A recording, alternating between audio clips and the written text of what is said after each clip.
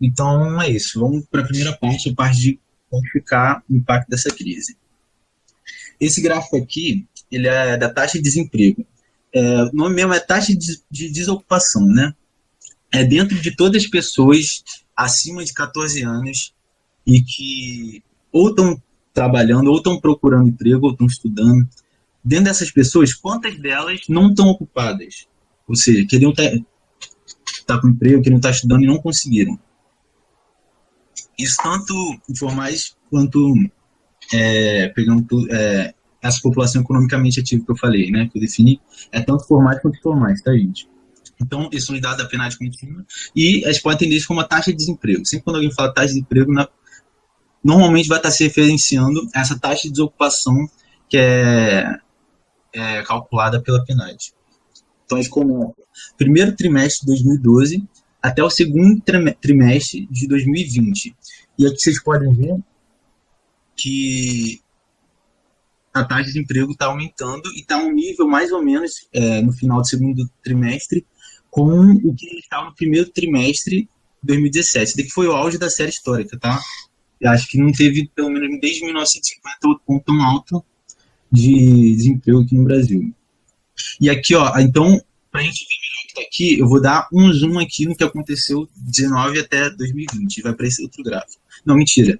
Desse último trimestre, tá? Aqui ele está separado em semanas, tá bom? Então aqui é a primeira semana de maio até o final de julho aqui, 12ª semana, e aqui é a primeira semana de agosto, tá, gente? Então o que isso mostra? A taxa de desemprego foi de 10,5% mais ou menos dessa população economicamente ativa e ela cresceu acima de 13,5%. Isso daqui é muita coisa, tá, gente?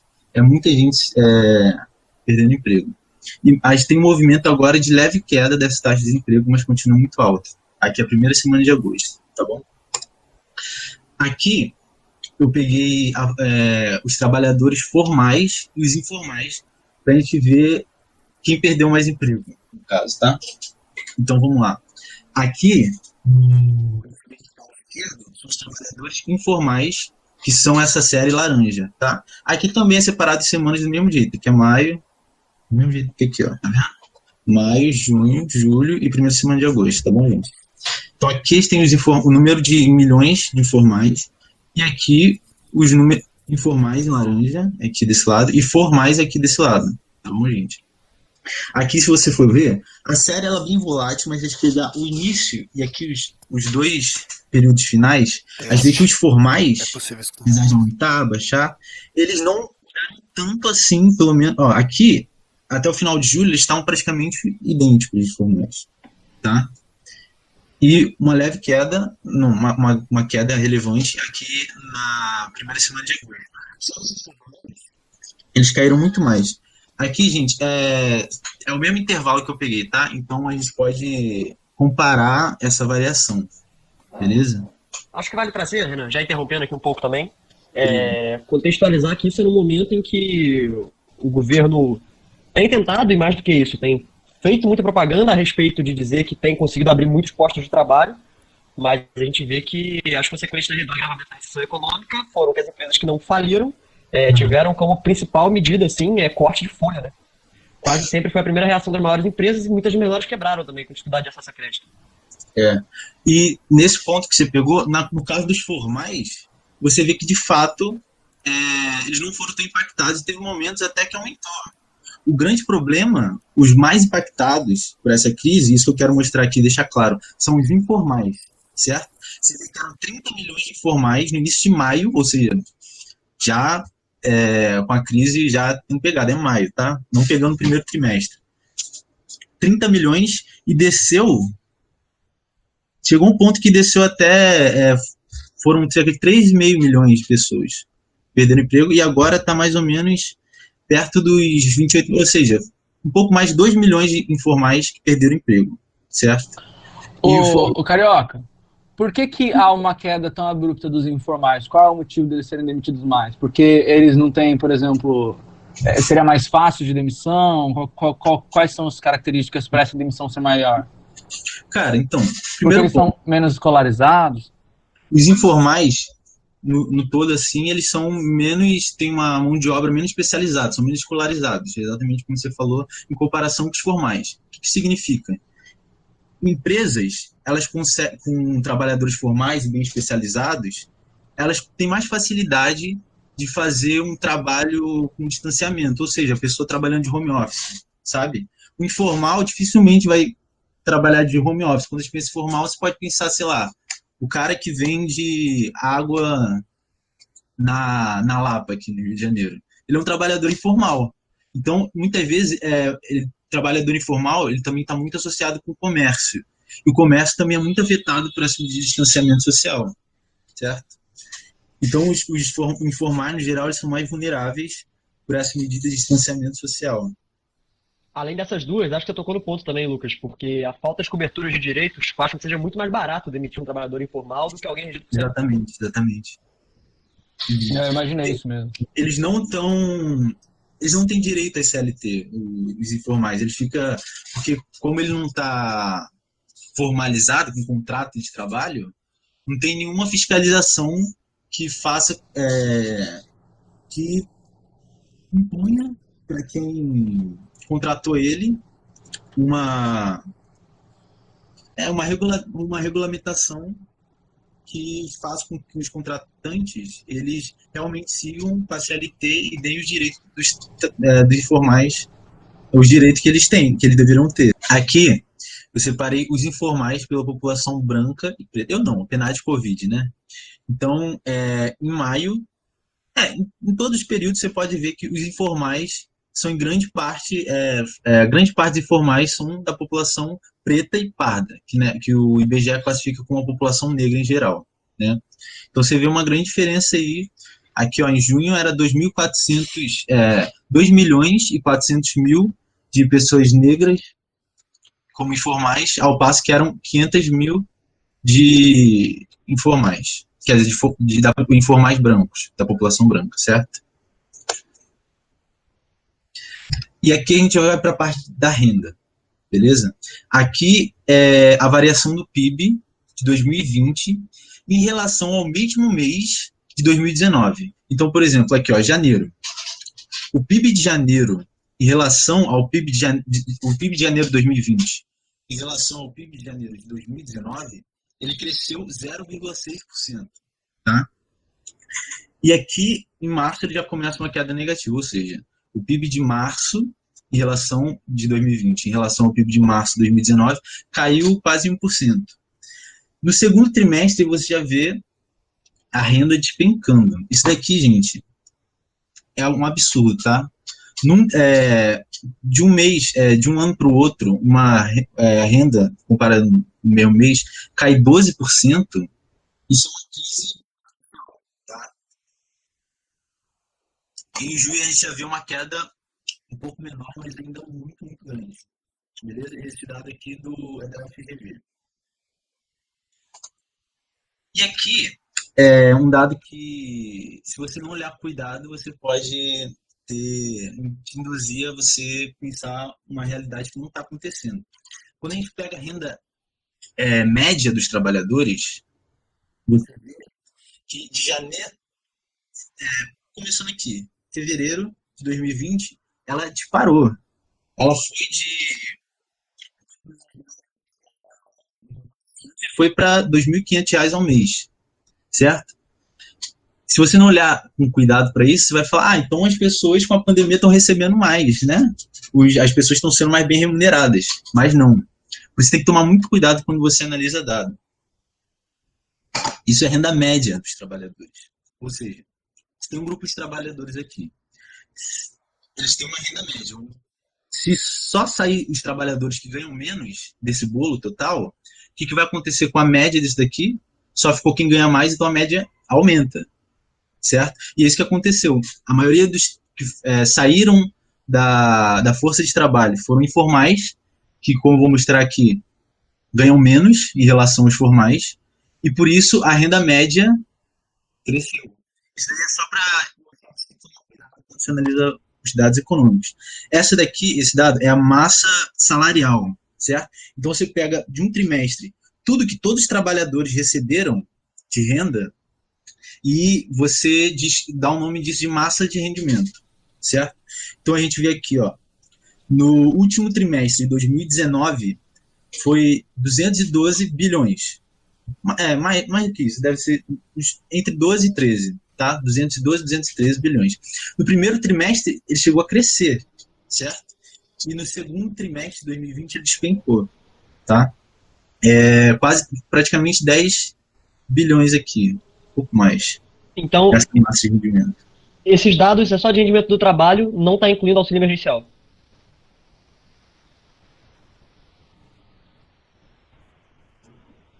Tá incluindo auxílio emergencial. Okay. Tá incluindo auxílio emergencial. Mas o último gráfico era só da força de trabalho empregada, e esse segundo agora é com toda a força de trabalho. Esse daqui também é a força de trabalho empregada. A força de trabalho empregada também. Tá bom. Formais e informais.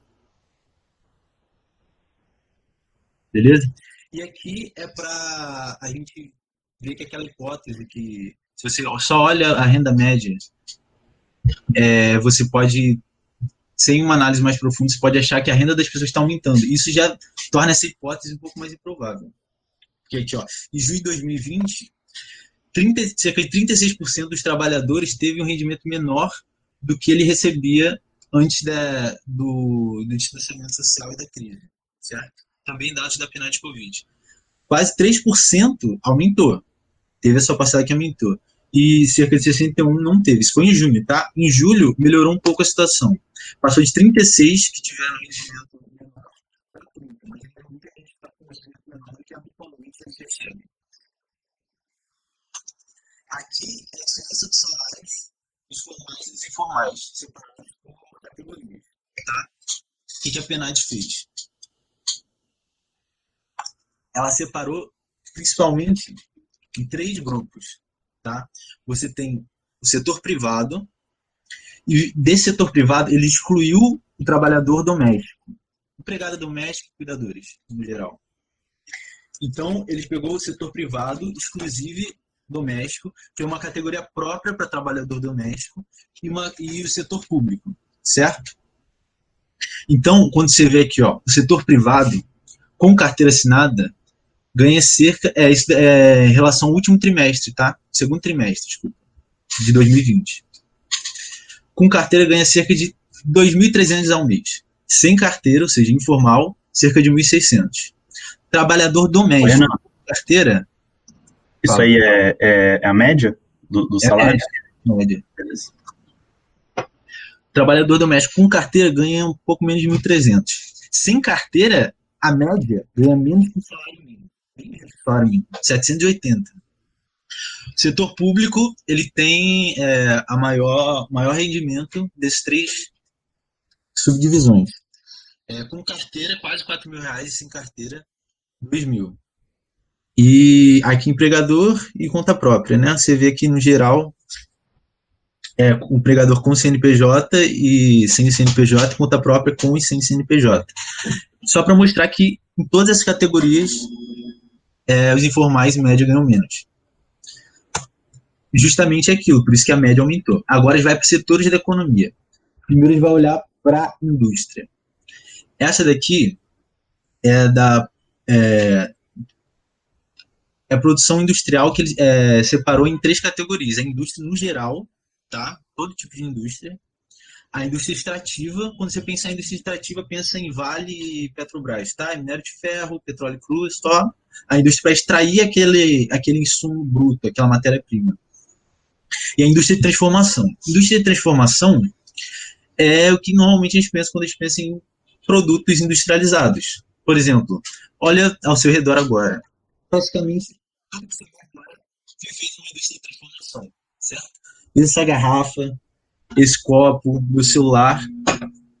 Você pega uma matéria-prima bruta, como daquela da indústria extrativa, e você dá valor adicionado nele, ou seja, você emprega trabalho e um trato com capital, né, com máquinas, equipamentos, e você transforma ela, por isso é uma indústria de transformação. O que esse gráfico está mostrando? Ele é um índice, tá? Ele é um índice que ele pega a produção de 2012 certo? Final de 2012, e ele fala, essa produção foi 100, tá? E você compara o dos outros anos em relação a esse 100 de 2012. Calma, então vamos entender. 2012 a produção é 100. Se em 2013 a produção aumentou 10%, o índice de 2013 vai ser 110. Se em 2013, vamos supor que caiu 10%, o índice de 2013 vai ser 90, certo? Então ele começa em 2002, janeiro de 2002, e vai até maio de 2020, tá? Você vê que, principalmente a indústria de transformação, ela está em um nível muito maior de toda a série histórica. Uma queda muito abrupta aqui, ó. Tá vendo? E também a indústria extrativa teve uma queda, mas houveram outros momentos da série histórica que não foi tão grande essa queda. Ô Carioca, qual que é a diferença? Volta ali uma só. Indústria geral. A indústria geral seria a média? A indústria como um todo. A produção de toda a indústria do país. Então seria tipo a média de extrativa com transformação, não é média, isso? É tudo. É a soma da extrativa, a soma da transformação. Tipo, média eu quis dizer errado, eu disse errado. Mas seria então a soma disso tudo, então. Mas seriam esses dois blocos só. 2 blocos? A extrativa e a transformação. Sim, nesse caso. Você pode separar a construção também, por exemplo. Mas tem umas diferenças metodológicas da PNAD e da Sistema de Contas Nacionais que eles consideram construção. O Sistema de Contas Nacionais considera a construção como parte da indústria e a PNAD, e pelo visto essa produção industrial mensal, provavelmente considera construção como setor à parte. Aí tem que ver os detalhes metodológicos, mas você pode ver que a indústria de transformação, como ela representa grande parte da indústria total, quando ela desce, ela puxa a indústria geral para baixo, tá vendo? Sim. Ela é uma grande maioria. Vou passar para frente, tudo bem? Boa. Aqui a indústria também, só que a categoria de separação é diferente. A gente separou em bens de capital, ou seja, máquinas, equipamentos, bens intermediários, bens de consumo duráveis, bens de consumo semiduráveis e não duráveis. Bens intermediários são bens que são feitos para entrarem num processo de produção e serem outros bens, tá? Então, por exemplo, petróleo cru, você refina ele e você transforma ele em gasolina, certo? Isso é um bem intermediário. Bens de consumo duráveis, pensa em coisas que demoram para se depreciar, um computador, um telefone, uma televisão, uma geladeira, um micro-ondas, tá? E bens de consumo semiduráveis e não duráveis, por exemplo, semiduráveis, roupa, tá? Não duráveis, um pacotinho de salgado, sei lá, um Ruffles, não sei, grande propaganda, né?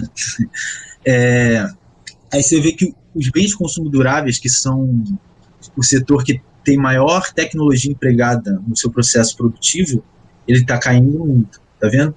Bens de capital também, tem muita tecnologia empregada no seu processo produtivo, também está caindo. Isso daí é grave da dinâmica econômica, porque quando você estimula setores que têm bastante tecnologia empregada no seu processo de produção, você aumenta a produtividade da economia no longo prazo. Mas, enfim, só para mostrar que há uma grande queda nesse daqui, principalmente em consumos duráveis, que é de longe o menor da série histórica. Beleza? Aqui a variação da indústria também. Em azul a indústria no geral, vermelho a de transformação e verde a extrativa. E essa é uma variação acumulada, tá? Em relação ao final de 2019. Ou seja, dezembro de 2019, a indústria, vamos pegar a série vermelha, a indústria de transformação produzia tanto.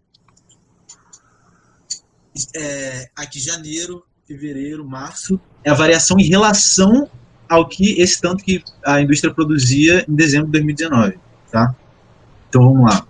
Em janeiro, a de transformação ela cresceu, mas entre 0% e 2,5%. E a extrativa já estava decrescendo. Aqui, em março, ela começou a decair muito, chegando aqui em abril a uma queda estrondosa, a de transformação, no caso. Acima de 25%, aqui 30% praticamente. Então você pensa, a gente tinha nosso setor industrial já com graves problemas, no final de 2019. Em abril, em relação a esse período, no final de 2019, cerca de 30% da produção industrial decaiu, acabou, certo? E aí ela teve uma leve diminuição da queda, mas ainda continua bem grave, né? Que em junho, que é o último período, a indústria de transformação em relação a dezembro de 2019 decaiu acima de 10%, tá? A indústria extrativa teve uma queda um pouco menor, porque ela está relacionada a nossas exportações. E a China é uma grande demandante da nossa indústria extrativa, então ela ajudou a essa indústria não cair tanto. E também outros países, né, que exportam, Estados Unidos também. Aqui, ainda falando de indústria, o que esse gráfico mostra? É a taxa de utilização da capacidade instalada da indústria. É um nome complicado, mas vamos lá. O que isso significa? Pensa numa indústria, certo? Você tem as máquinas e equipamentos dela. Muito dificilmente 100% da capacidade dela vai estar sendo empregada, vai estar sendo usada para a produção, certo? Então, ela tem alguma capacidade ociosa, uma máquina que ela não está usando, os equipamentos que não estão sendo usados. Então, existe uma capacidade ociosa da indústria, certo? Então, por exemplo, se essa capacidade ociosa é de 10% de tudo que essa indústria poderia produzir, então a taxa de utilização, que é isso que a gente está medindo, é 90%. Então, eles utilizam 90% da capacidade dessa indústria, tá? Isso daqui é em relação à economia como um todo. Eu errei aqui, tá? A fonte não é da PNAD contínua, ela é da FGV, tá bom? Então você vê... Fala. Fazer um comentário. Eu acho que esse gráfico, saindo um pouco só também do que são os valores, ele traz informação interessante para a gente, que é a seguinte. Às vezes a gente está acostumado a pensar um pouco em investimento como sendo uma forma de gerar crescimento, e de fato é. Mas esse gráfico mostra também que existe hoje uma capacidade ociosa, na verdade uma capacidade instalada, ociosa, muito grande, que também permitiria que a gente voltasse a ter crescimento econômico, a aceleração da economia, sem precisar necessariamente de novos investimentos de capital fixo. Ou seja, estímulos positivos à produção poderiam gerar crescimento sem investimento. Isso. É um pouco do que ele mostra pra gente também. É porque... Agora fala português aí, fala que tá. Quando o economista Já fala tem, que já tem os maquinários. Já tem as máquinas. Falta, na verdade, redirecionamento de estímulo produtivo. O empresário tem que acreditar que ele vai ter a absorção do que ele está fazendo. Entendi. Ele tem que botar fé. Ele fala, não, pô, aí eu vou botar tanto aqui porque vai produzir, porque o nego vai comprar. Mas só que ele tá achando que ninguém vai comprar, então ele tá... Na realidade é uma questão de receio. O mercado todo tá com receio, é isso? É isso, falta interesse e estímulo. E aí, claro, existe uma crítica enorme à classe empresarial, porque a nossa classe empresarial ela é, em grande parte, financiarizada e não produtiva, para que também se aproveite de capacidade instalada já. Isso. O que significa financiarizado e não produtivo? Significa que em momento de incerteza, ele vai estar muito mais disposto em apostar no rendimento de capital especulativo ou financeiro do que em reverter os lucros dele para dentro de indústria, para dentro de empresa. Saquei. Interessante, eu não sei se foi quando a Pedro, gente rápido, você pode segurar só um pouquinho, que eu só queria deixar mais palatável essa discussão que estava tendo. Porque tem uma certa confusão. Quando o economista fala em investimento, quando ele está falando da macroeconomia, da economia como um todo, ele não está falando que normalmente não são investimento.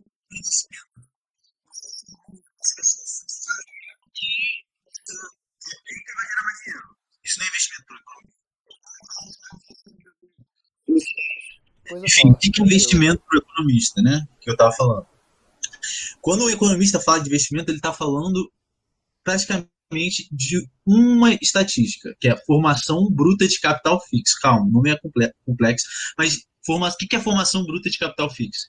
É o dinheiro que as pessoas gastam para comprar máquinas, equipamentos, instalações. É basicamente isso. Então, quando a gente fala de investimento, está falando de comprar máquinas, equipamentos, instalações, tá? Cria um mantra na sua cabeça. Tem que se ouvir investimento de economista, máquina, equipamentos, instalações. Não é quando você compra um ativo financeiro, quando você aplica seu dinheiro no mercado financeiro, que não é investimento na ótica do economista. Você está fazendo uma aplicação financeira. E é isso que o Fofano estava falando. Quando algum economista critica o nosso sistema financeiro, como que a economia é financiarizada, é que quem tem dinheiro poupado e que poderia estar investindo na economia real, digamos assim, comprando máquinas, equipamentos, instalações, aumentando a capacidade de produzir das empresas, contratando empregados, ele está investindo em ativos financeiros, títulos de renda fixa, aí vem a sopa de letrinhas, né? LFT, não sei o que, CDB, enfim. Isso daí provavelmente por um grande medo do empresariado também, né? Deve ser por isso. Tipo assim, ele não bota muita fé assim, no que vai acontecer, então ele sempre, tudo é risco, sempre tenta se proteger. Tem medo do risco porque não bota fé na economia brasileira como geral, é isso? Perfeito. Mas falei, Renan, só pegando de empuxo, quando se fala dessa parte também de mercado financeiro, os ganhos no mercado financeiro, eles não acabam retornando, né? Eu posso estar enganado, eu comecei há pouco tempo a estudar um pouco essa parte de ações, como funciona, não sou grande entendedor, mas pelo que eu já ouvi, a empresa ela abre, vamos supor, para o mercado financeiro e ela vende lá uma quantidade de X de ações. Depois que ela vende todas essas ações, isso é comercializado entre pessoas, né? E a empresa não ganha um lucro diretamente da valorização das ações. É algo assim também? Porque o mercado financeiro não interage diretamente com o real nesse ponto? Existem. Isso daí não é consenso também. Muita gente que defende que o mercado financeiro ele ajuda no investimento da economia, ele fala que o mercado financeiro é o intermédio de quem tem dinheiro poupado para quem quer investir. Então, o mercado financeiro faz esse intermédio. Então, em tese, quando você está vendendo ações das empresas, esse dinheiro vai ser usado para investir em máquinas, equipamentos, instalações, aquela formação bruta de capital fixo, e contratar pessoal. Mas, como você falou, quando eles começam essa transação entre eles, a especular, né, falar, porque uma ação é uma parte da empresa, você é dono de um pedacinho da empresa, então você pode vender esse pedacinho também, e a diferença entre o que você comprou desse pedacinho da empresa e o que você vendeu é para você, uma parte é tributo, mas uma parte vai para você. Então, de fato. O outro ponto que eu ia falar inicialmente foi algo que o Thiago até trouxe naquela prévia que a gente conversou sobre esse tema, que foi sobre não foi sobre a Kodak no Japão? Exatamente. Foi um ponto bem interessante. Falando dessa questão Mas dessa capacidade. Galera, dessa história. Foi você, Thiago, que comentou ou foi outro menino que comentou no dia? Mas a história foi o seguinte, né? Devido à pandemia, né, existia uma indústria ou várias indústrias que pertenciam à Kodak e ela era uma empresa em recuperação judicial. E teve um incentivo, se eu não me engano, do governo japonês para ter a transição, né? É uma empresa que vende filme, né? Vendia câmera, vendia aquele filme analógico, né? Só que eles tinham toda a capacidade para poder criar, se eu não me engano, acho que testes ou máscaras, se eu não me engano, que foi comentado naquela última conversa. Né? E aí ela começou a utilizar essa capacidade industrial dela que estava latente em favor do que estava acontecendo agora. Mas eu acredito também, não só em favor, mas também no Brasil aconteceu uma coisa assim. Eu não sei se teve alguma coisa do governo falando quem pode produzir para respirador, essas coisas, produz que o mercado está precisando disso, né? As pessoas precisam disso. Exatamente, o gráfico mostra, porque isso que a Kodak fez, que o Pedrão falou, é uma reconversão produtiva. Eles usaram a capacidade deles, que estava ociosa, e eles transformaram aquilo em produtos, em bens que eram necessários para esse momento agora de pandemia. Então, você pode meio que medir a capacidade da reconversão produtiva das indústrias, ou seja, você transformar essas indústrias que produziam X, para em vez de produzir X, produzir algo que vai ajudar nessa pandemia. Por exemplo, uma empresa de camisa que não está mais vendendo camisa.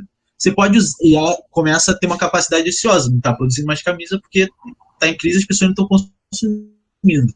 Você pega essa capacidade ociosa e faz ela produzir máscara, por exemplo. Então, você vê que a capacidade ociosa da indústria caiu muito aqui em 2020. Cerca de 67%.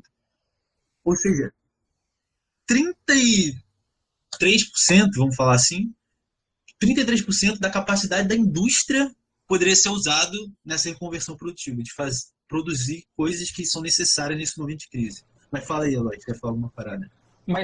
Cara, eu queria perguntar se essa capacidade instalada da indústria é dependente do mercado financeiro Tipo, só depende dela ou o Estado tem como ajudar nisso? Porque se tá faltando para cumprir essa utilização de 100%, quais poderiam ser os meios que o Estado podia usar, ou se não, se o mercado financeiro, para deixar de financiar só no capital dele, mas financiar na capacidade das indústrias em si?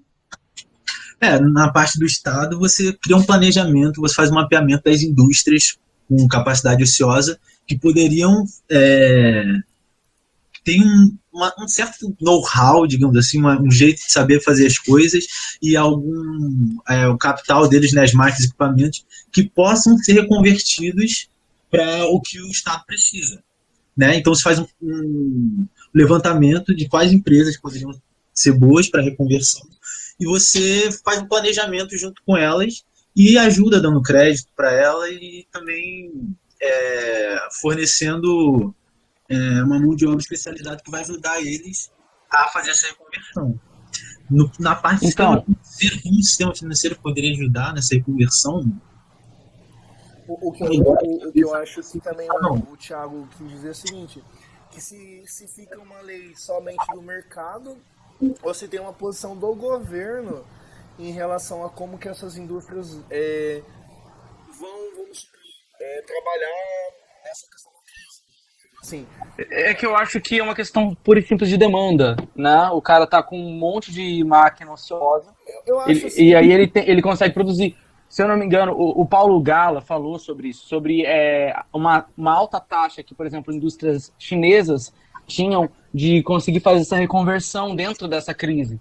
E aí o que ele colocou, eu vou colocar talvez para cá, é que a nossa indústria talvez ela esteja tão obsoleta que ela não está conseguindo fazer essa reconversão. Porque, para um cara é muito melhor ele conseguir produzir respirador do que ele quebrar, entendeu? Ele vai conseguir se manter dentro de uma crise, só que simplesmente ele não tem meio, ele não tem, como disse o Carioca, know-how, entendeu? Porque nossas indústrias estão burras, elas perderam a tecnologia, elas perderam a ponta do negócio. eu acho que também, Mato, depende muito também, como o Carioca falou, de um plano de governo, tá ligado? Por exemplo, eu acho que isso deve ter acontecido. Não é uma questão de ter uma imposição do governo, de falar, olha, vocês estão parados, vocês vão ter que ir. Mas meio que dá o caminho das pedras, vamos dizer assim. Uma indústria precisa ser tomada de um jeito ela é acostumada com o mercado, a governança, não sei, a parte assim, dá esse auxílio para ela poder se adaptar. Fora, eu daria outro exemplo só de empresas nacionais, que talvez possa ser mais direto isso, a questão do governo, né, por ter essa questão do capital nacional, por ter a gestância e tal, mas eu acho que a maioria, como mesmo o Renan falou, esse negócio de parcerias, né, de projetos que acaba acontecendo. Acho que acrescentando um pouco sobre isso também, quando a gente fala sobre... isso é política empresarial, né? Essa decisão do que vai ser produzido, como vai ser produzido. A teoria liberal, na verdade, muito da teoria econômica clássica, vai dizer que a decisão produtiva ela pertence ao empresariado, né? O governo não tem, na verdade, o protagonismo desse tipo de decisão. Mas indo um pouco para o lado institucional também, pensando que o governo quer tomar medidas que ampliem o uso da capacidade produtiva, que reaqueçam a economia, vai muito na lógica de cenoura e chicote, assim. O governo tem que dar a recompensa ao empresariado e tem que cobrar também do outro lado. Então vai muito do estímulo positivo e do negativo, né? Das duas forças que você tem que saber balancear e tem muito a ver com a própria tomada de governança econômica. Como é que o governo toca na economia. Perfeito. Então, se ninguém tem mais nada a acrescentar, a gente vai passar agora para o setor de serviços. A gente está falando da indústria. Aqui, mesmo índice, mas só que agora é em relação a 2014, tá? 2014 eu posso colocar um ponto, Carioca? Fala. Rapidinho, só o que o Fofana falou e a gente estava discutindo sobre isso tudo, e aí eu fiquei pensando, independentemente de qual atuação poderia ser feita, não foi feita nenhuma, né? Eu não sei, eu não sou economista e tal, mas, porra, a única coisa que eu lembro do Guedes falando foi alguma coisa do tipo, a gente vai injetar, acho que crédito para as grandes empresas e as pequenas a gente não tem o que fazer e tal, tipo, e meio que deixou ao léu, assim. Então eu acho que só queria pontuar isso. Eu não sei se dava para fazer, mas pelo que a gente está falando aqui, talvez dava para o Estado fazer alguma coisa nesse sentido. Mas enfim, era só uma crítica mesmo essa bosta que tá aí. Vale a resposta? O governo tomaram até mete o louco. no final da apresentação. Mas eles fizeram, só que, ao meu ver, pelo menos, foi pouco e mal feito.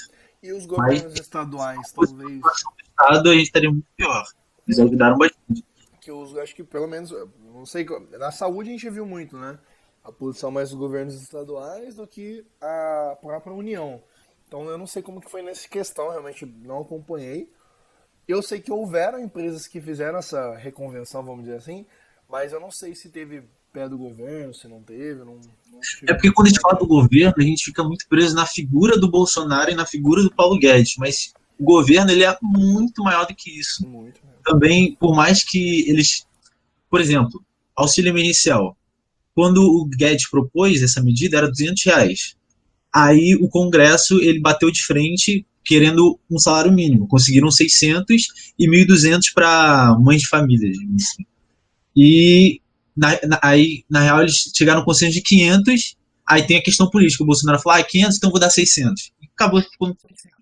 Então, não é só concentrado na figura do Bolsonaro e do Paulo Guedes, também tem a ala que bate de frente e o conjunto dessa briga do que o Estado deveria fazer dar à luz é o que a gente está vendo hoje, sabe?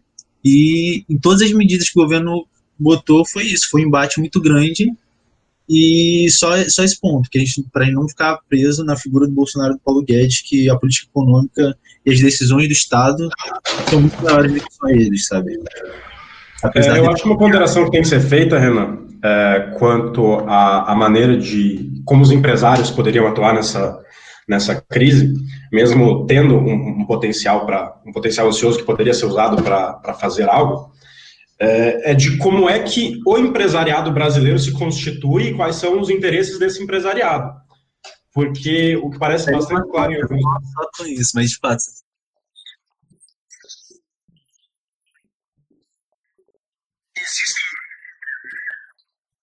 que estão mais dispostos a ir para uma briga política de bater de frente para que eles possam abrir as suas fábricas para continuar fazendo o que eles sempre fizeram e manter o comércio aberto, enfim, do que tentar, enfim, não sei se seria de certa forma um sacrifício de deixar de fazer o que eles sempre fizeram para produzir algo pro corona numa situação de emergência. E eu não sei nem se isso geraria menos lucro para esses empresários ou não, mas a questão política desses empresários que preferem ir para o embate e não querem se preocupar e não vão abrir a sua capacidade ociosa para produzir algo que eles poderiam estar produzindo, porque eles têm uma capacidade ociosa. Eu não sei se como o Mato Grosso falou, que seria uma falta de know-how, não sei em qual nível é só uma falta de know-how e em que nível não é um interesse desse empresariado brasileiro mesmo, não é um empresariado que tem esses interesses muito particulares e que não quer realmente estar fazendo esse tipo de produção. Na verdade, para mim não é que eles não querem, é que não tem demanda, né? É justamente para mim, pela política neoliberal que vem sendo implementada e, tipo, você pegar a reforma trabalhista e a reforma da Previdência, o que elas fazem? Elas simplesmente tiram dinheiro da população. Se a população, se não tem um mercado consumidor, né, aquecido, não vai ter oferta, não vai ter demanda, vai só piorar. É que eu acho que tem muito, por exemplo, empresariado industrial, porque também não é só um bloco de grandes empresários que se reúnem exatamente. no WhatsApp e decidem. É uma Não, mas qual que é o ponto? Qual que é o ponto?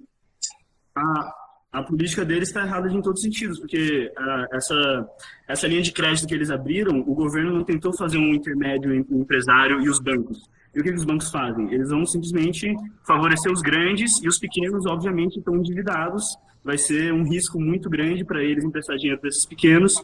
E acabou que, basicamente, não emprestaram dinheiro para os pequenos e simplesmente ficou só no grande. A gente vai chegar na parte das políticas econômicas, mas já vou adiantar que o BNDES teve bastante papel de prestar dinheiro para pequenas e médias empresas.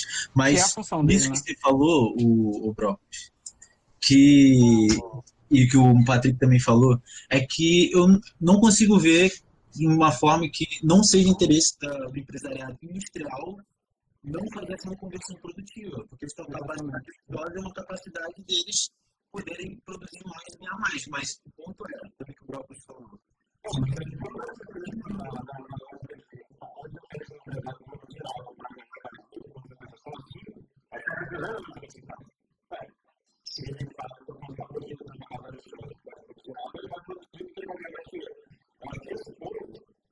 Ele é negável, mas eu acho que a gente não pode ver só por essa lógica. Acho que se você ficar nessa lógica, é uma observação que vai ficar rasa. Porque o empresariado brasileiro, é claro, não é uma massa, não é uma coisa uniforme, mas existem membros desse empresariado que estão aliados a certos setores políticos e que não têm a necessidade não vou dizer necessidade, mas que, enfim, que podem optar por motivos políticos a ter posições nesse momento. E as posições deles vão ser mais políticas do que visando fins financeiros. O empresariado brasileiro em geral, e a elite brasileira em geral, tem um histórico de não necessariamente se preocupar somente com a questão financeira pura, porque a formação da elite brasileira passa por muito mais do que a mera questão financeira, tem outras questões sociais que vão influenciar aí. E é isso que me parece, existem membros de uma elite brasileira que vão optar por ir para um confronto político e politizar essa crise, porque faz parte da ideologia que as pessoas têm. E é interessante para elas manter isso, e elas não estão ficando mais pobres, não produzindo máscara, não produzindo respirador. Então, não faz tanta diferença para elas. E compensa, do ponto de vista político, não do ponto de vista financeiro, entrar nessa briga. Cara, colocação foda. E aí também vai ter até um ponto de congruência, assim, tornando um pouco mais real de quando é que o político toca o econômico, é só ver o comportamento do dono da Smart Fit, né? Empresário, no caso, maior e famoso, que tá falando pra gente reabrir o comércio desde o quê? Maio? O cara realmente...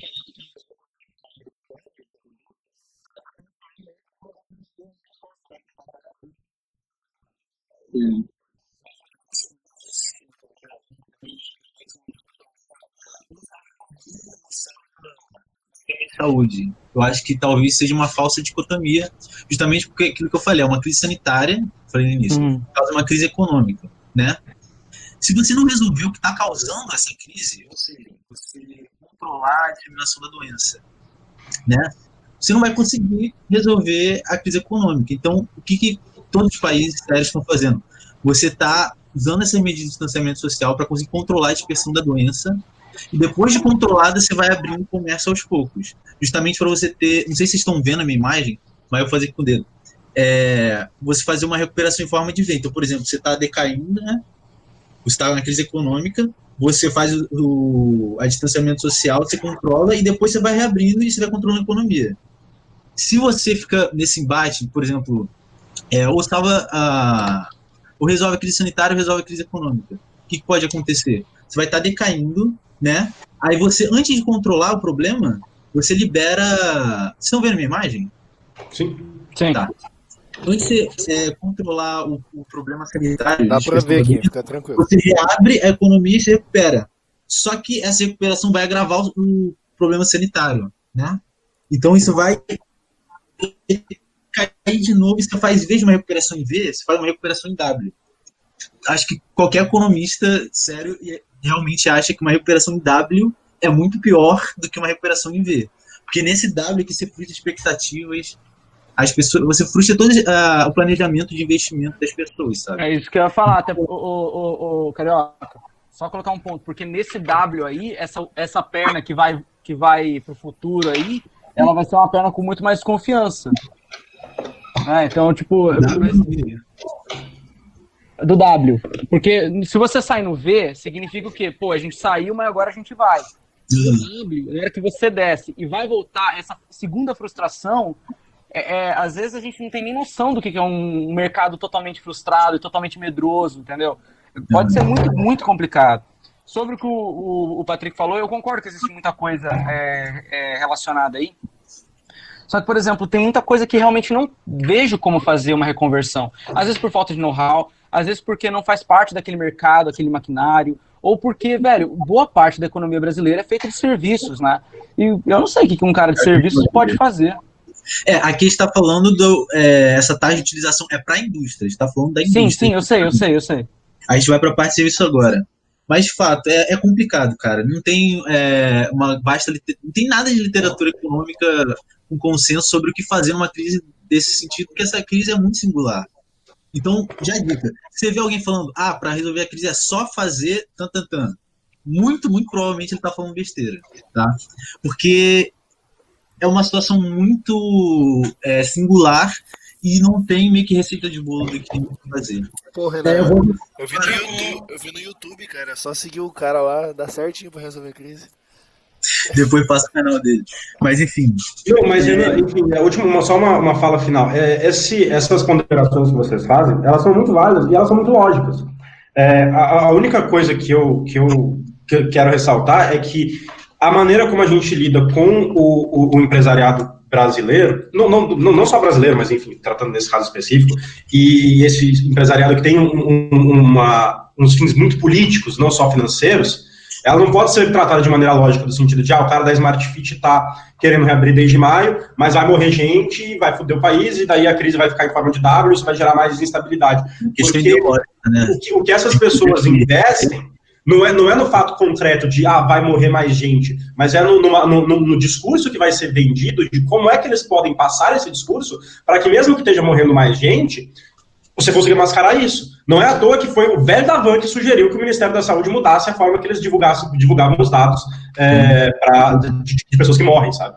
Então, isso é totalmente político. O velho da van sabe que tá morrendo gente. O velho da van sabe que tem gente que não tá querendo na loja dele. Mas ele continua investindo nisso. Ele sabe que ele pode perder dinheiro com isso, mas ele continua investindo nisso. Porque para ele, enquanto empresário, e para muitos outros empresários brasileiros, do grande empresariado, sobretudo, faz sentido investir na saúde que é puramente política e que não pode ser explicada de maneira lógica. Porque, vai dar merda? Vai. E o cara tá esperando comprar essa briga porque para ele faz sentido dentro de um motivo ideológico. Gostaria de dizer que na hora que o Patrick falou vai dar merda, veio a musiquinha na minha cabeça. Só isso.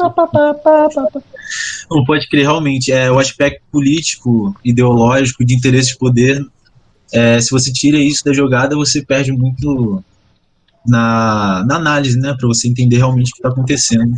E eu confesso que isso falha um pouco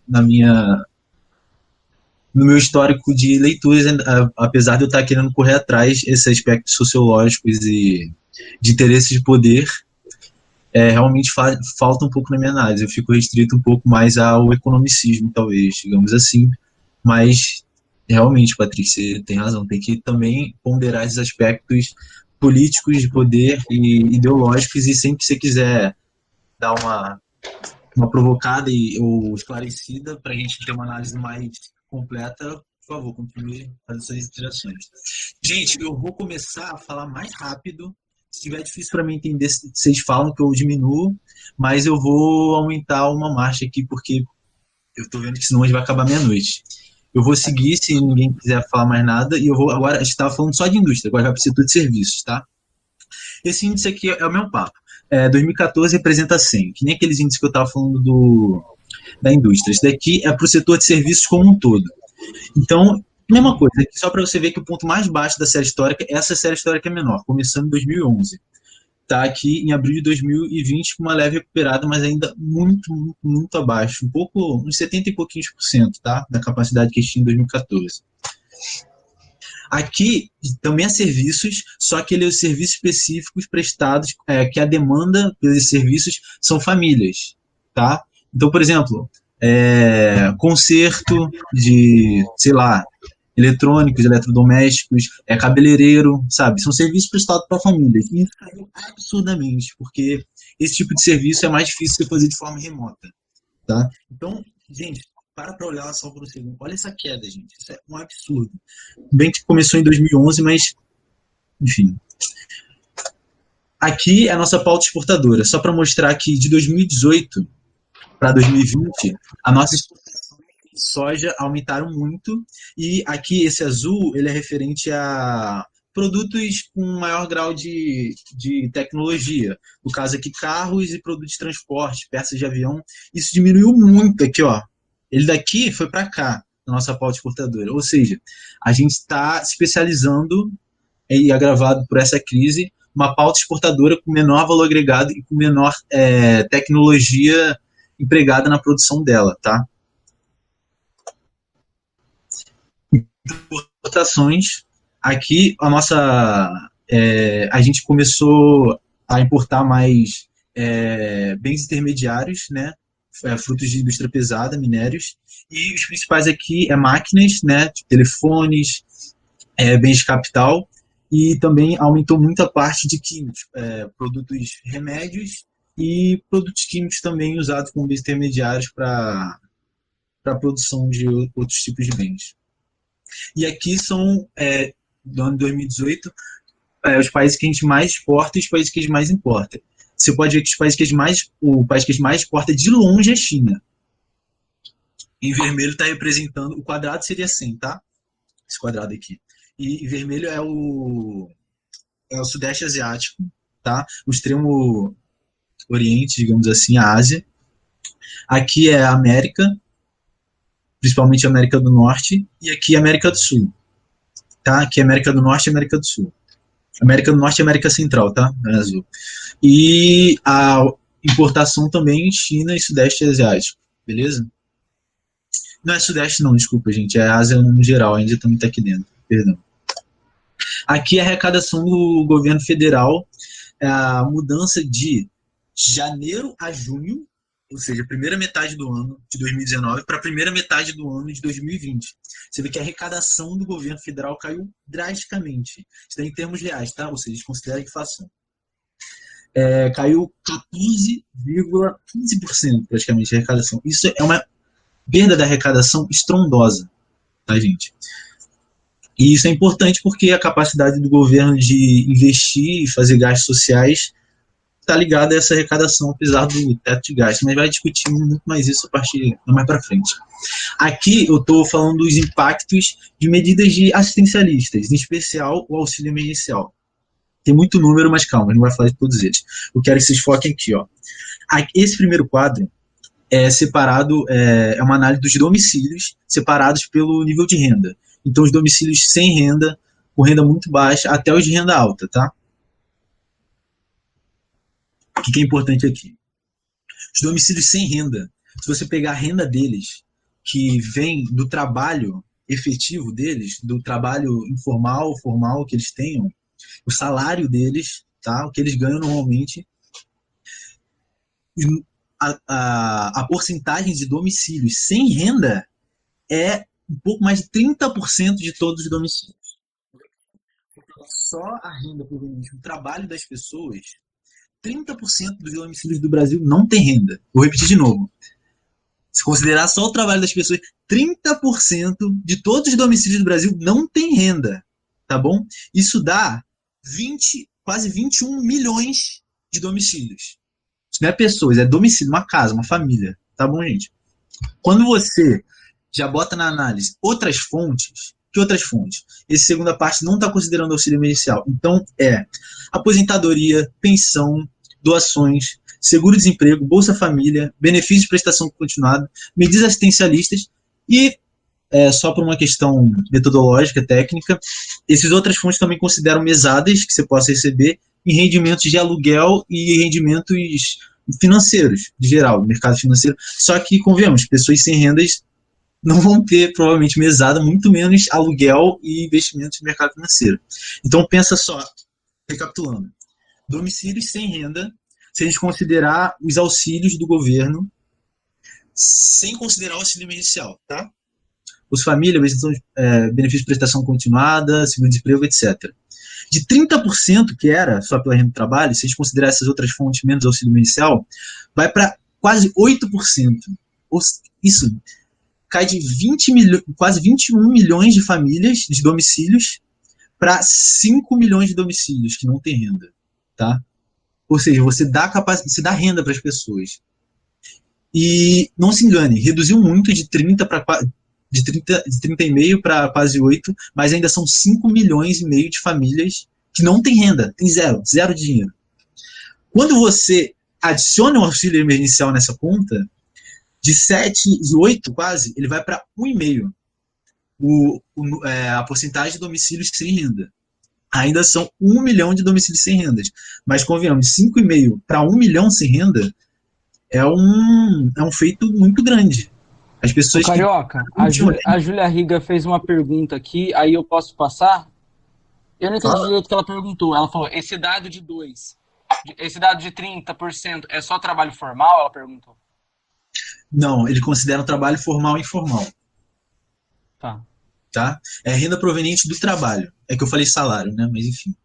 As pessoas podem associar salário e trabalho formal, mas é todo tipo de trabalho, tá, gente?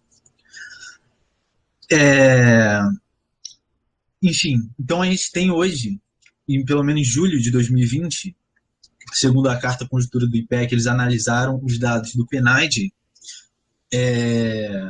os dados micro do PNAD, ficam 1 milhão de domicílios sem renda ainda no Brasil. Muita gente, mas o meu ponto é o impacto dessas medidas, tá? Na renda dessas famílias. De quase 21 milhões foi para 1 milhão, só com essas medidas assistencialistas do governo. Aí você pode falar, mas o que é sem renda, renda muito baixa, tá? Aqui é o quanto eles ganham na média, esses domicílios, tá? Então, no Brasil, se você pegar a renda, todo tipo de a renda de todas as fontes, menos o auxílio emergencial, a média da renda domiciliar, sem considerar o auxílio emergencial, essa média no Brasil vai ser de quase 3.700, tá? Com o auxílio emergencial, você vai para 3.740. Parece que não é tão grande, mas quando a gente analisa por faixas de renda, você já vai ver uma grande diferença. Por exemplo, os de renda muito baixa, você já está considerando essas outras fontes, só não está considerando o auxílio emergencial, tá, gente? Então vamos lá. Renda muito baixa, a média é 942 sem o auxílio. Com o auxílio, vai para 1.164, a média, tá, gente? O de renda baixa vai de 1.800 para 2.000, tá? O de renda média baixa cresce praticamente R$100 em média. Renda média, aí já vai diminuindo o impacto, né? E se você olhar, os de renda alta e renda média alta estão aumentando, ou seja, tem gente nessa faixa etária que está recebendo. Quantos por cento está recebendo? Esse quadro aqui é revoltante, tá, gente? Aqui é a porcentagem de domicílios que receberam auxílio emergencial, tá? Em maio e em junho, beleza? O certo, né, um programa bem implementado, um programa eficaz, seria quem precisa mais teve uma porcentagem maior de recebimento, quem recebe menos teve uma porcentagem menor de recebimento. Uma escadinha como as vem em maio em azul. Só que em junho já mudou. Os de renda baixa receberam mais porcentagem dos domicílios com renda baixa receberam mais do que o de renda muito baixa. E se você olhar aqui, vamos olhar para junho, tá? Só amarelo. Ou seja, os que sem auxílio recebiam, em média, mais de R$11.000, é que ele veio aí, ali embaixo, renda média alta, R$11.800 em média, domicílio, e renda alta, 27.200. Esse povo, 11% daqueles que ganham 11.700, um pouco mais de 11% recebeu auxílio emergencial. Isso é muito domicílio que recebeu auxílio emergencial, obviamente sem precisar, porque a média do rendimento deles é 11.000 e lá vai, né? Os de renda alta, 3,5% praticamente. Isso é uma quantidade muito grande do auxílio emergencial que poderia estar, né, 50% de domicílios que precisavam muito, de renda muito baixa. Beleza? Aqui. Na sua análise, esse número grande de fraudes, né, dessas pessoas de muito alta e média alta, que pelos critérios do auxílio emergencial não deveriam estar ganhando ele, você acha que é porque auxílio emergencial muitas pessoas conseguiram online, talvez num cenário não de pandemia, mas num cenário que vamos supor que existisse esse auxílio, né, mas ele teria que ser feito fisicamente, a pessoa, vamos supor, ir na Caixa Econômica Federal, esses números você acha que poderiam ter sido menores? Vou ser bem sincero, eu não sei o motivo, só que isso demonstra uma clara problema na implementação, né, que não foi eficaz, mas agora se o motivo é se não ser online, eu não sei dizer direito. Entendi. Não sei os meandros do porquê que teve tantas fraudes, tá? Mas meio que entra no cálculo a fraude, né? Como assim? Tipo assim, eu sei que o que eu vou falar pode soar um horror, mas, enfim, é uma política nacional, então, assim, a gente meio que imagina que haverão fraudes, é muito difícil de fazer. Mas 11% de pessoas que recebem, em média, 11.700 no domicílio, 11% é muita coisa, sabe?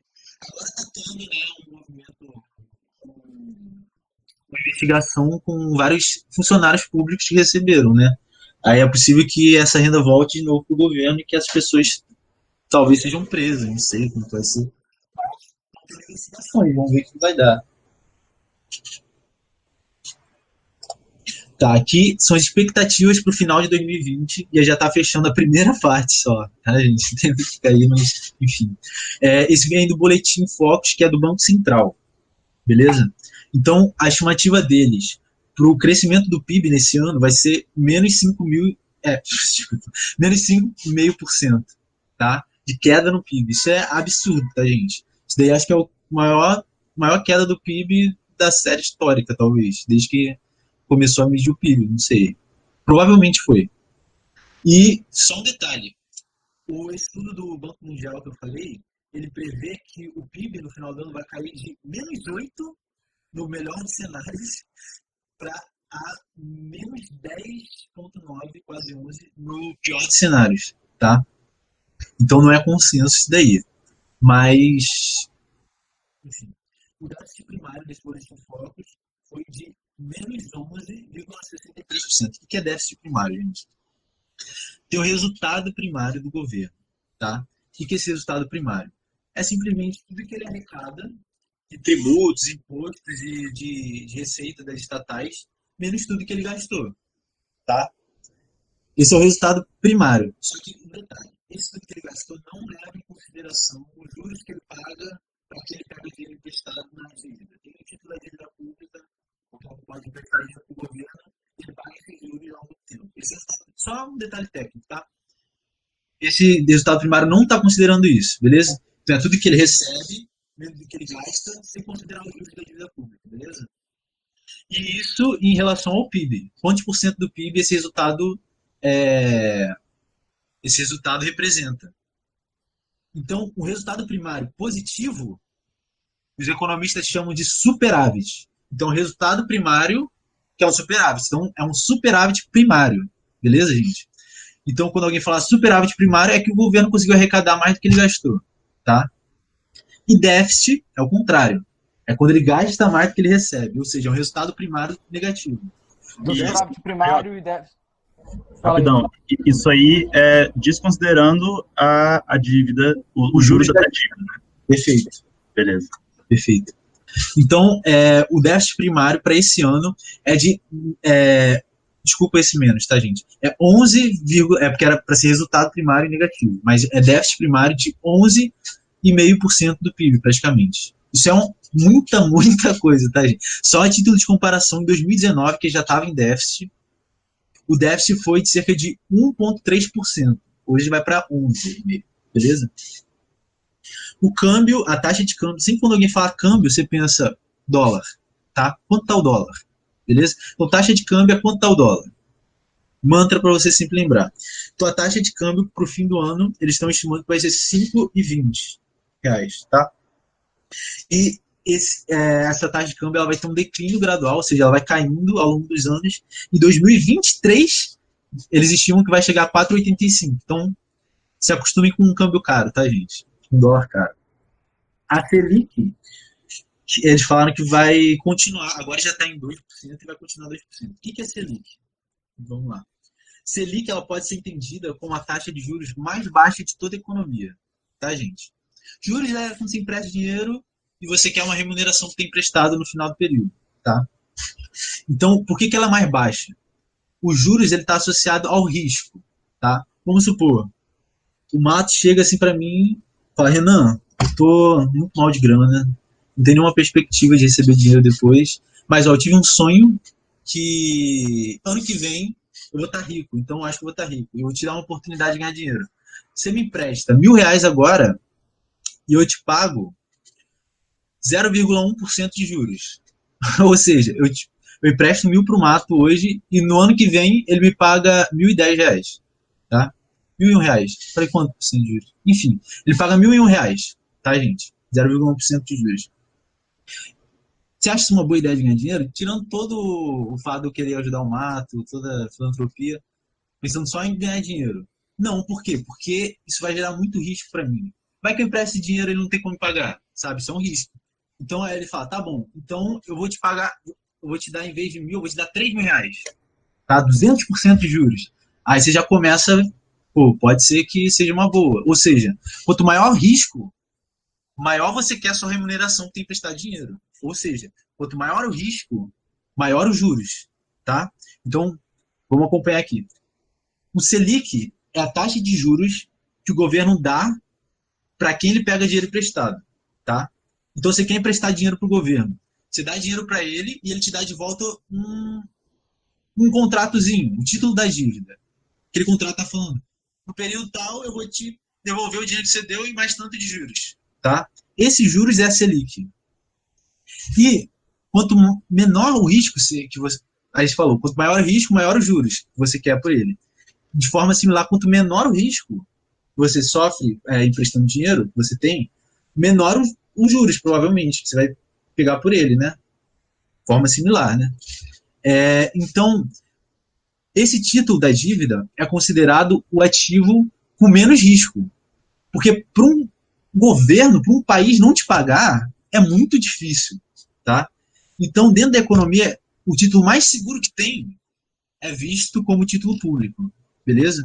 Então, como ele é o título mais seguro, os juros que ele vai dar é o menor. Por quê? Porque ninguém vai vai querer emprestar o dinheiro a um juros menor do que algo que eu já sei que é certo, que é o título da dívida pública. Se, por exemplo, o juros, a Selic agora tem 2%, o Mato fala, pô, me presta R$1.000 e eu te devolvo 1%. Eu falo, para que eu vou fazer isso? Se eu tenho certo que o governo vai me dar 2%. Então, esse Selic, tudo isso para explicar. Selic é o juros básico da economia, é visto como os juros mais baixos, tá? E ele influencia todos os outros juros da economia. Posso fazer um complemento a isso, Renan? Brilha? Só pra gente Cara, ver no... eu vou pegar água muito rápido, tá? Mas Tem a chance, né, de correr aí. Desculpa, já vou.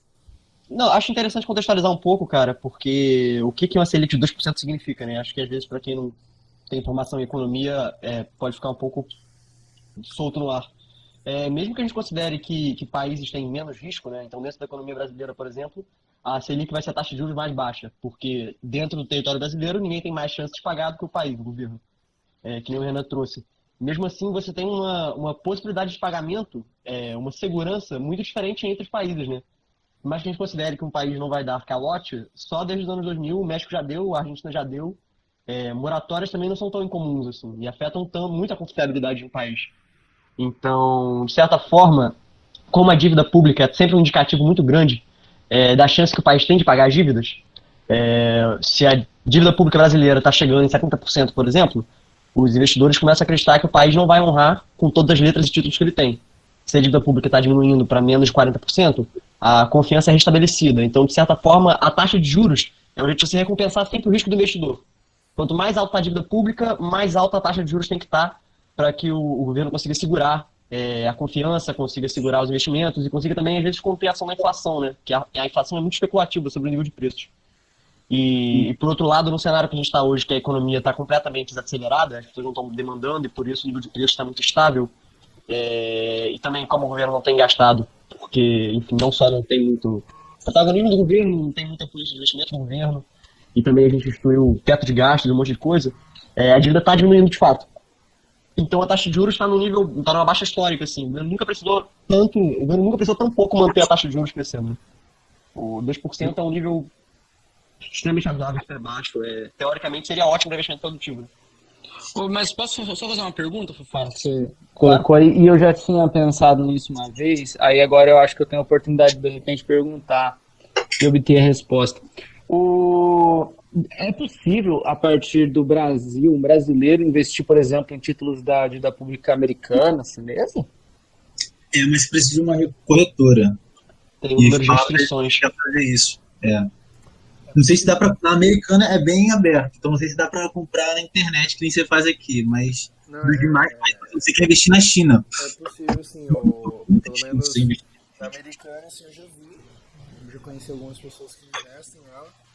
Mas de outros países eu não sei. Sei que na americana acho que é possível, sim. Hoje, pelo menos essa questão do acesso digital.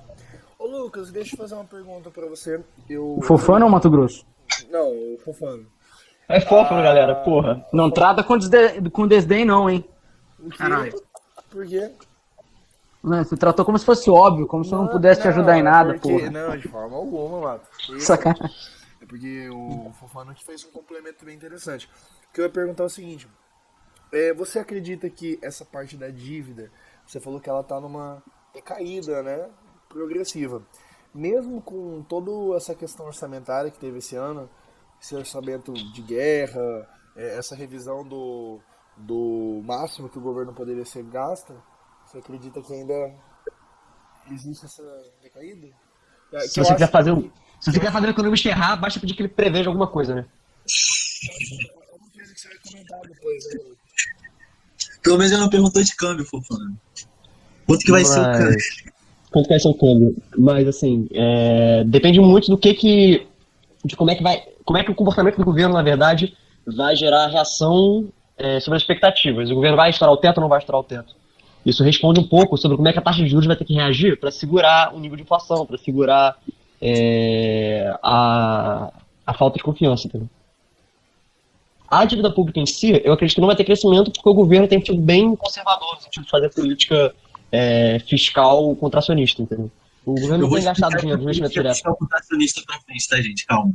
Então, a dívida pública, ela cresce só quando o governo gasta além do planejado, ou ela sempre cresce quando a demanda é maior do que tipo, o dinheiro que tem é maior do que...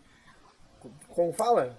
A dívida pública gasta cresce. mais do que tem, né? A dívida pública cresce quando o governo tem déficit primário. Ou seja, quando ele gasta mais do que ele arrecada, tirando resultados financeiros. Por exemplo, ele pode se planejar com déficit. O governo pode ter um planejamento orçamentário dentro das diretrizes dele, durante um tempo de governo, ou durante um planejamento de governo maior, econômico. Ele pode planejar para ter um déficit no período, ou déficits prolongados. E aí ele pode respeitar o orçamento dele, mesmo sem ter déficit primário. Mas o planejamento desse governo é sempre déficits menores e superávit maiores, porque é um governo de ajuste fiscal. Como foi o Temer também. No geral, é quando a arrecadação que o governo tem normalmente não é o tanto quanto ele gostaria para a política pública e para os gastos que ele tem, sabe? Às vezes tem até um resultado primário positivo, superávit, só que ele fez uma política para incentivar a atividade econômica que ele quer manter aqueles superávit. Então ele pega dinheiro emprestado e bota para rodar o dinheiro, sabe? Mas isso é uma prática comum em todos os países. Todos os países têm dívida pública e muitos deles eles se endividam para pagar os juros da dívida, mas isso é outra história também. Inclusive, isso daí seria um bom tema, né, ô Carioca? Pode ser economia monetária. Porra, porque é um negócio de uma confusão do caralho, cara. É bem subjetivo, assim, é bem não material, parece, sabe? É esquisito, é confuso, mas dá pra gente clarear as ideias das pessoas. É muito controverso. É muito controverso também, né, quando a gente fala de dívida pública. O 2016, o Brasil estava batendo quase 70% do PIB em dívida. E aí começou-se a falar que o governo não pagaria os títulos, que o governo não tinha capacidade de pagamento, que esse endividamento ia levar a aumento de preços e o governo teve que subir a taxa de juros incrivelmente, levou instabilidade financeira e tudo mais. O Japão hoje tem mais de 100% do PIB tomado por dívida pública. Itália também. Vários países têm, na verdade. Confiança. O Japão normalmente o exemplo que vem, mas eles são economias muito à parte, né? Confiança é uma moeda fantasma, né? Na verdade, você tem que se existe uma percepção maior do nível de confiança e estabilidade da sua economia, assim como se você tem um histórico de menos moratórias ou um histórico de nunca ter dado calote, você consegue estender muito mais a sua taxa de endividamento sem precisar levar a taxa de juros proporcionalmente. Você falou para eles que a taxa de juros a Selic real está negativa? Não falei. Falei só que é uma baixa histórica. Tá. Então, a gente estava falando da Selic e agora vai falar do IPCA. O que é o IPCA? É um índice para se medir a inflação. O que é a inflação? Você pode ver a inflação de duas formas. O aumento generalizado dos preços da economia, certo? Ou, de forma similar, uma desvalorização da capacidade. Se você está aumentando os preços de forma generalizada na economia, quer dizer que os seus mesmos, sei lá, R$10 conseguem comprar menos coisa, né? Então, se os R$10 perdeu o poder de compra, certo? Isso que eu quero dizer quando eu falo de inflação. Então, por exemplo, quando você vai comparar alguma estatística, sei lá, PIB do Brasil de 2019 para 2020, vamos supor. esse dinheiro, a capacidade de compra do real em 2019 é diferente de 2020.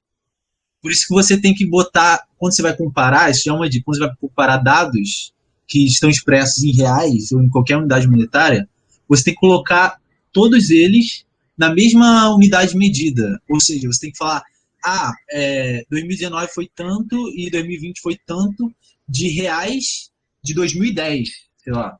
Quando você vai no IPEA, por exemplo, que é uma base de dados muito grande, IPEA Data, se quiser pesquisar base de dados sobre economia, vai lá que é muito bom. Você vai ver PIB real, eles vão falar. PIB real é que está tudo na mesma unidade monetária. E lá é 2010 a base. PIB nominal é quando você não faz essa conversão da inflação, você não deflaciona, você não põe eles todos na mesma unidade de medida, certo? Então, vamos supor, em termos nominais, se o PIB brasileiro, que valeu em 10 trilhões em 2019, certo? E em 2020 foi 11 trilhões, você está comparando em termos nominais. Então, parece que em 2020 foi maior. Mas se você falar, a inflação foi de 10%, então quer dizer que o PIB foi igual, certo? Porque 11 trilhões, você compra a mesma coisa, 11 trilhões de 2020, você compraria a mesma coisa do que 10 trilhões de 2019. Enfim, eu vou explicar com mais calma isso mais à frente, sei que pode ter ficado confuso, mas tudo isso para falar que a inflação medida por esse IPCA vai ser no final do ano de 1,67. E por que IPCA? Esse é um índice de preço do consumidor, certo? Porque as variações de preço da economia, eles não acontecem de forma igual.